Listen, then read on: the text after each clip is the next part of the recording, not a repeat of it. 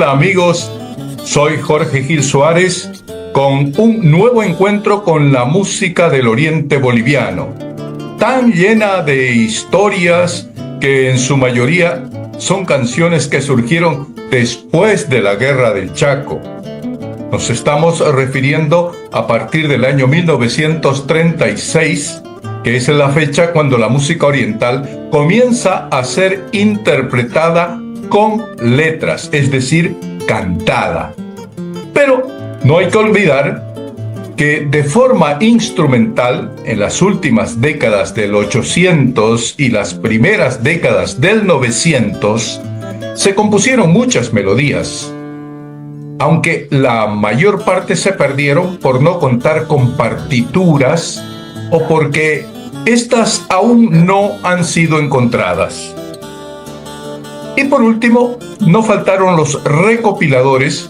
que ante la falta de registros de estas obras se apropiaron de ellas y que en la mayoría de los casos fueron grabadas con otros nombres.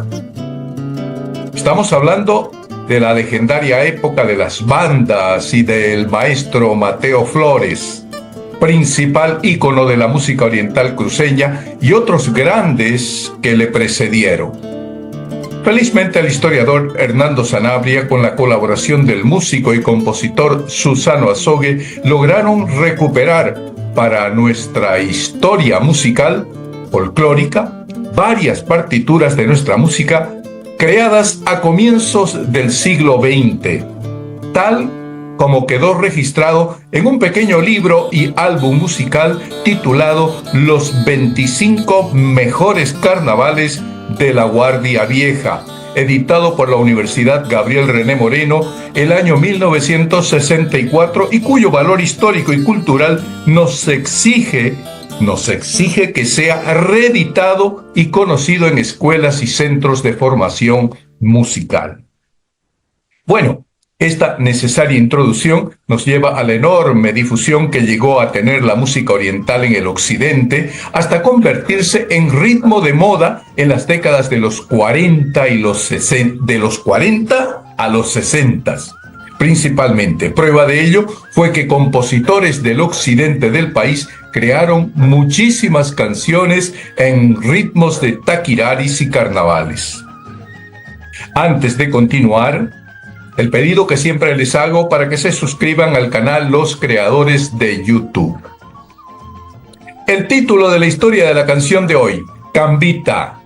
el bellísimo y antiguo carnaval folclórico oriental recuperado y popularizado por el grupo Los Jairas de La Paz, toda una leyenda de la música andina y creadores de un nuevo estilo que les dio popularidad internacional. La música andina autóctona tardó más tiempo en despegar, ya que aún no era aceptada en la urbe paceña y porque no se adaptaba a la música que interpretaban las orquestas en los salones de la populosa ciudad. El año 1966, un grupo folclórico conocido como Los Jairas, integrado por un suizo y 3 bolivianos, quienes darían inicio a la gran revolución por la que pasó la música andino-boliviana y con enorme repercusión internacional, principalmente en toda Europa y parte de Asia, donde esta música llegó a ponerse de moda y dio lugar al surgimiento de grupos latinos y europeos que grabaron muchísimos discos que hoy se pueden investigar y escuchar principalmente en YouTube. Y para sorpresa, verán que dentro de estas grabaciones de música andina encontrarán muchos taquiraris y carnavales de las tierras bajas, que en su mayoría son ampliamente conocidos. Bueno, pero decíamos que esta historia se inicia el año 1966, cuando estos jóvenes folcloristas, teniendo al mando a un súbdito suizo, haciendo una leve fusión de la música originaria con el jazz, consiguen cautivar a un gran público en todo el país y motivar el inmediato surgimiento de muchas agrupaciones folclóricas dentro y fuera de Bolivia. Inicialmente los jairas estaban conformados de la siguiente manera: Ernesto Cabur con el charango, Gilbert Fabré con la quena, el suizo, Edgar Joffre o Yayo Joffre con la voz, batería, zampoña, y luego se agregaría Alfredo Domínguez Romero con la guitarra. El paso inicial lo dan realizando actuaciones en la Peña Naira, un espacio cultural que había sido creado el año 1965 en el centro paceño. De esta manera, el conjunto Los Jairas se convierten en pioneros al interpretar con instrumentos autóctonos de cuerda, viento y percusión una amplia gama de géneros musicales que antes habían sido marginados en la sociedad, dice el folclorista Alfredo Solís Béjar. Pero el momento trascendental se produce con la actuación y triunfo del conjunto en Cochabamba, en el Festival Lauro de la Música Folclórica Nacional, y que luego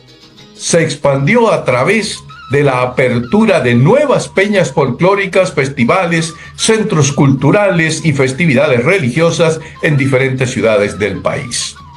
La tonada triste, el llanto de mi madre, fue uno de los temas ganadores del Festival Lauro y fue grabado por la disquera Lauro. Gran suceso nacional. Dentro del repertorio y de las grabaciones realizadas dentro y fuera del país, Los Jairas, ya sea con el nombre del conjunto o como grupo independiente con algunos de sus integrantes, siempre incluyeron una que otra melodía oriental. Incluso llegaron a crear bellos taquiraris y carnavales que les ofreceré en próximos videos. La segunda grabación de Los Jairas se realizó en La Paz el año 1967 en el sello Lira de Discolandia, con un bellísimo álbum que incluye un hermoso carnaval folclórico instrumental de autor anónimo con el título de Cambita, y que suponemos fue recopilado de la época de las antiguas composiciones que hablábamos al comienzo y que jamás fueron registradas y cuyos derechos son reservados. No conozco una grabación del Carnaval Cambita anterior a la de Los Jairas. Después sí aparecieron muchas grabaciones en los años 60 y 70, algunas desde el comienzo del programa las hemos estado escuchando de fondo, como el grupo Canata o el grupo cruceño Los Laicas, que lo grabaron el año 1974 en Buenos Aires con el nombre de Carnaval. Eso lo pusieron como título. Bueno, esta belleza de melodía es la que les traigo para hoy y espero que la disfruten. Los Jairas y el Carnaval Cambita, año 1967.